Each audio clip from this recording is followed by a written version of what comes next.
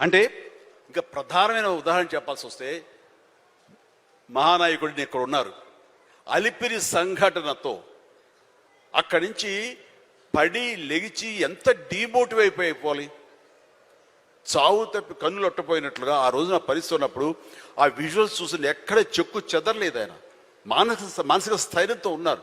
హాస్పిటల్కి వెళ్ళి ట్రీట్మెంట్ తీసుకుని వెంటనే మామూలుగా బయటకు వచ్చారు కానీ ఎక్కడ సరే బెసికారా, కొంచెం వెనక్కి తగ్గారా, ఆలోచన విధానంలో ఏంటిది అన్నారని ఏమీ లేదు. బ్రహ్మాండమైనటువంటి ఒక కన్విక్షన్ తోటి దీన్ని ఆయన ఎదుర్కొని నిలబడేటువంటి హీరో దాత్తత నేను ఆ రోజున చూశాను నాయుడు గారిలో.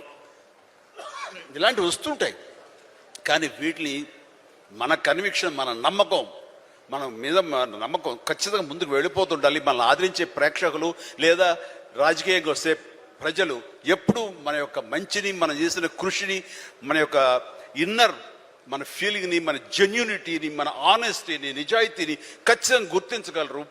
మధ్యలో ఒక్కోసారి ప్రతికూల పరిస్థితులు వస్తాయి, బట్ వాటిని అధిగమించేలాగా వస్తుంది మనకి రోజులు, మంచి రోజులు వస్తాయని కన్విక్షన్ తెలితే కనుక అలాంటి అబ్స్ట్రకల్స్ని ఓవర్కమ్ చేయగలం. దానికి గాను నువ్వు నీ మానసిక ధైర్యాన్ని కోల్పోకూడదు. ఇక్కడ నిలబెత్తున్న నిదర్శనం చంద్రబాబు నాయుడు గారు. అది నేను చెప్పుకొచ్చేది.